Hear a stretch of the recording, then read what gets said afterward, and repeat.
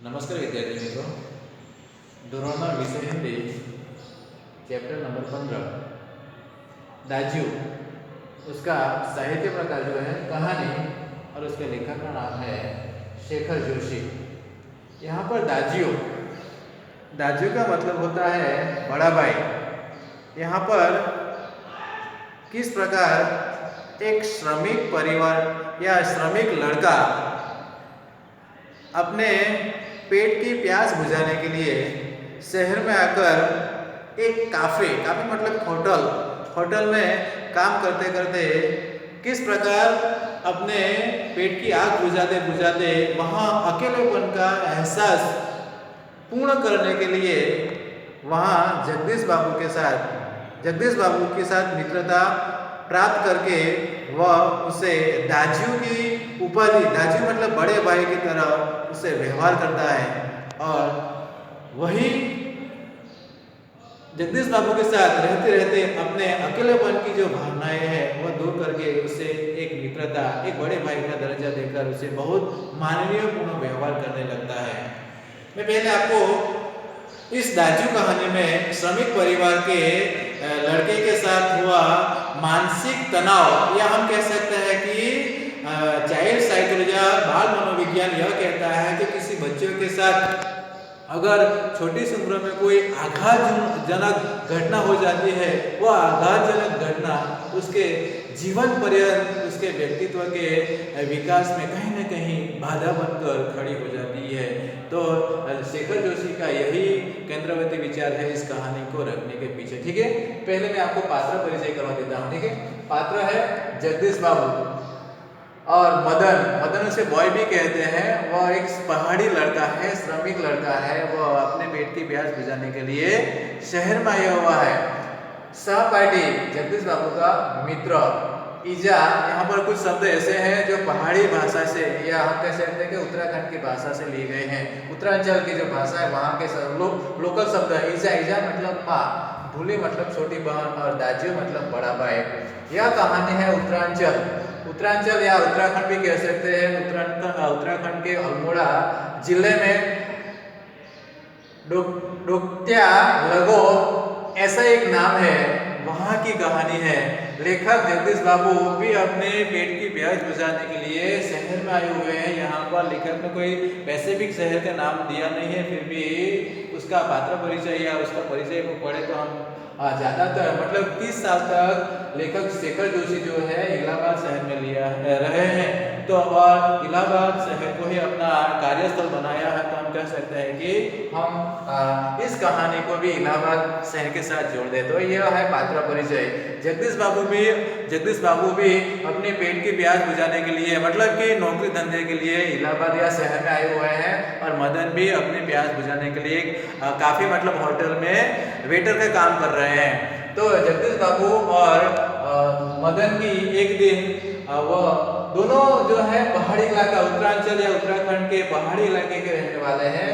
दोनों का एक दिन काफी में परिचय हो जाता है। एक दूसरे की आइडेंटिटी या पहचान करवाते हैं। और एक दूसरे जो मदन है वह जगदीश बाबू को अपने बड़े भाई के रूप में स्वीकार करता है। जगदीश बाबू को भी अकेलेपन दूर करने के लिए कोई सहपाठी की जरूरत थी, तो वह मदन के साथ मित्रता कर लेता है। इस प्रकार समय व्यतीत हो जाता है। धीरे धीरे जगदीश बाबू को भी सारे होटल के लोग, शहर के लोग का परिचय हो जाता है।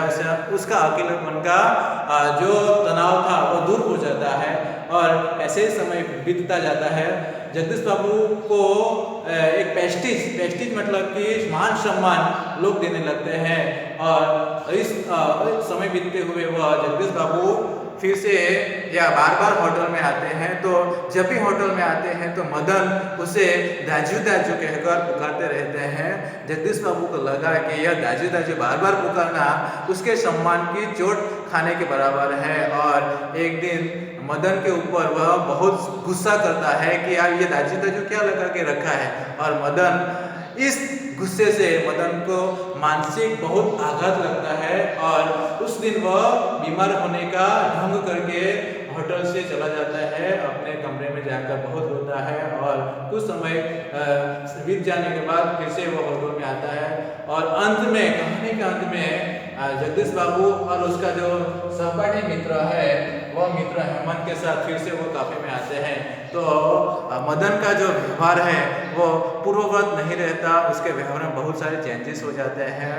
और हेमंत के पूछने पर भी जगदीश बाबू उसे एक बॉय के रूप में परिचय करवाते हैं। इस प्रकार ये कहानी का अंत होता है। तो यहाँ पर जो केंद्रवर्ती विचार है कि बाल्यावस्था में अगर किसी बच्चे के साथ बुरा व्यवहार हो जाए तो उसके जीवन विकास में कहीं न कहीं जो घटना है वो कहीं न कहीं उसके व्यक्तित्व में, उसकी पर्सनालिटी में कहीं न कहीं छेद कर देती है। तो हमें इस कहानी से यह सीख मिलती है कि हमें बच्चों के साथ अच्छा व्यवहार करना चाहिए। बच्चे भी यह ध्यान रखें कि अपने साथ कोई ऐसी घटना ना हो जाए ताकि हमारा जो विकास है, जो जीवन विकास है, वो कहीं न कहीं उस जीवन विकास में बाधा बन जाए। तो यह है केंद्रवर्ती विचार। ठीक है, हमने कथा वस्तु देख ली, पात्र परिचय देख लिया, अब कहानी को आगे बढ़ते हैं। ठीक है, कहानी की शुरुआत एक शहरी होटल या काफे के परिचय से होती है। पहला जो पैराग्राफ है उसमें मदन और होटल का परिचय दिया हुआ है। देखते हैं कहानी की शुरुआत। कहानी नंबर है 15, दाजू। इसके लेखक है शेखर जोशी। चौक से निकलकर बाईं ओर जो बड़े साइन बोर्ड वाला छोटा कैफे है। चौके मतलब के चार रास्ते के बाईं ओर निकलते ही साइन बोर्ड मतलब कि बहुत बड़ा चमकने वाला बोर्ड लगा हुआ है, वहाँ एक छोटा सा काफे है। वही जगदीश बाबू ने उसे पहली बार देखा था। किसको देखा था? मदन को। गोरा, यहाँ पर मदन का परिचय दिया हुआ है। गोरा चट्टान रंग कि मदन का जो रंग है वो गोरा है, चट्टान है, चमकदार है।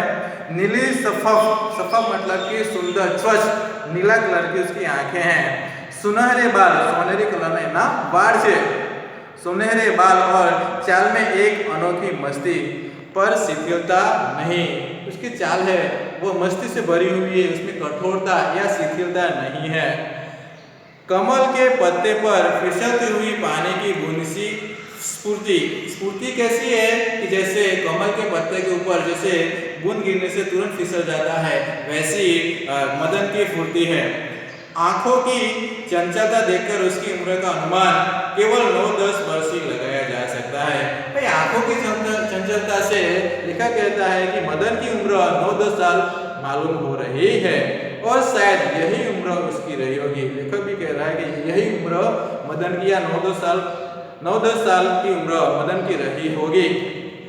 अब होता है जगदीश बाबू का परिचय। पहले पैराग्राफ में मदन का परिचय दिया हुआ है, अब दूसरे पैराग्राफ में जगदीश बाबू का परिचय है। देखिए, अर्ध जली मतलब कि थोड़ी बहुत जली हुई सिगारेट। अर्ध जली सिगारेट का एक लंबा कस मतलब कि सिगारेट पीने वाला जो होता है उसे कस कहते हैं। अर्ध जली सिगारेट का एक लंबा कस खींचते हुए जब जगदीश बाबू ने कैफे में प्रवेश किया, कैफे मतलब होटल में प्रवेश किया, तो वह एक मेज मतलब टेबल, मेज पर से प्लेटें उठा रहा था। कौन? मदन। कि जब जगदीश बाबू ने होटल में कैफे में प्रवेश किया तो मदन वहाँ टेबल पे से, मेज पे से प्लेटें उठा रहा था और जब वे पास ही कोने की टेबल पर बैठे तो वह सामने था, मानो घंटों से उसकी उस स्थान पर आने वाले व्यक्ति की प्रतीक्षा कर रहा हो। कि घंटों से उस टेबल पर बैठने वाले व्यक्ति की मानो मदन है वह प्रतीक्षा इंतजार कर रहा हो। वह कुछ बोला नहीं, हाँ नम्रता प्रदर्शन के लिए थोड़ा झुका और मुस्कुराया भर था। कि विनम्रता के लिए उन्होंने थोड़ा मुस्कुरा दिया और थोड़ा झुका इसके सामने, जगदीश बाबू के सामने। पर उसकी इसी मौन में जैसे सारा मीनू समाहित था। मीनू मतलब કે મેનુ આપણે કે આ જે વ્યવહાર છે એ વ્યવહારની અંદર હોટલનો જે સારો મેનુ જે છે એ બધું મેનુ અંદર સમાયેલો હતો, લેખક એમ કહે છે, બરાબર। सिंगल चाय का ऑर्डर पाने पर वह एक बार पुनः मुस्कुरा कर चल दिया।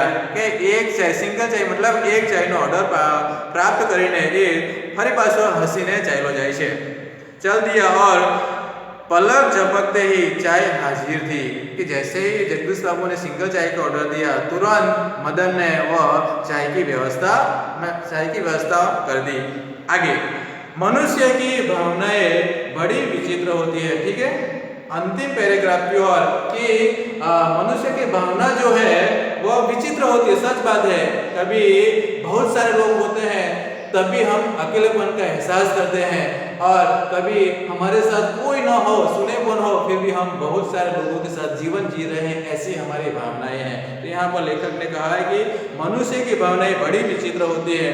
निर्जन एकांगी स्थान में निशंक होने पर भी कभी कभी आदमी एकाकी अनुभव नहीं करता। तो निर्जन એટલે जहाँ पर कोई जन नहीं है, लोग नहीं है, वही एकांत मतलब जहाँ पर सुनसान जगह है।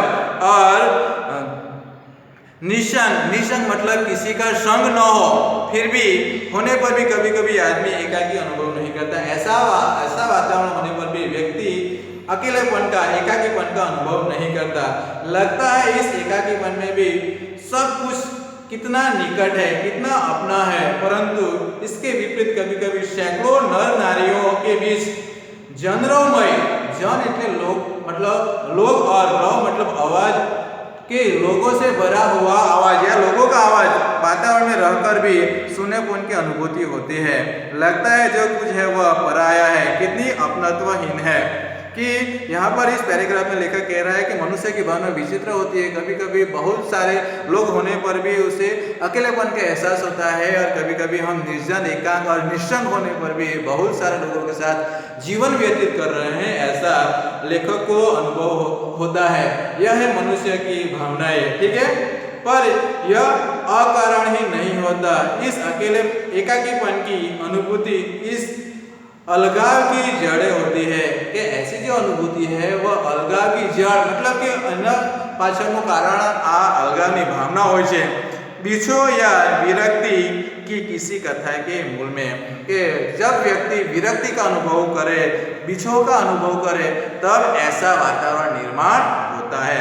तो विद्यार्थी मित्रों, हम कहानी तक यहाँ तक रुकते हैं। ठीक है, आगे की कहानी जो है ये हम अगले वीडियो में देखेंगे। कुछ यहाँ पर शब्दार्थ दिए हुए हैं, शब्दार्थ को जरा देखिएगा और लिखिएगा। यहाँ पर मुहावरे लिखे हुए हैं, जरा मुहावरे का पढ़िएगा। ठीक है, शब्द समूह में जरा ये भी लिखिएगा। और पात्र परिचय है, इसको जरा एक दो बार कहानी का अध्ययन कीजिए, एक दो बार पढ़िए, ताकि आपको यह वीडियो देखकर बहुत आसानी से इसकी कथा वस्तु समझ में आ जाए। अस्तु।